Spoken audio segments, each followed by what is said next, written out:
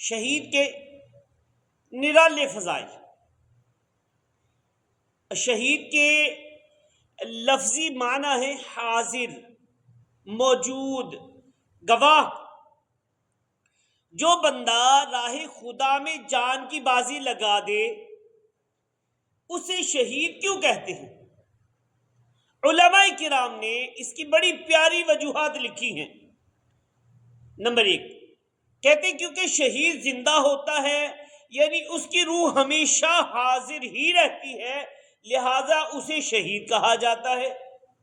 Number 2، اللہ پاک اور فرشتے اس کے جنتی ہونے کے گواہ ہو جاتے ہیں، لہذا اسے شہید کہا جاتا ہے. نمبر 3، جیسے ہی اس کی روح نکلتی ہے جنتی انعامات دیکھ لیتی ہے.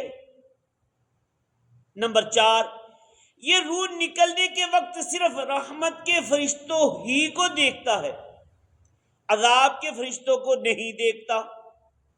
اور نمبر 5، فرشتے اس کے اچھے خاتمے کے گواہ ہوتے ہیں، لہذا اسے شہید کہا جاتا ہے. اللہ اکبر. اور مفتی احمد یار خان نعیمی رحمۃ اللہ تعالی علیہ نے ایک اور بڑی پیاری وجہ لکھی ہے.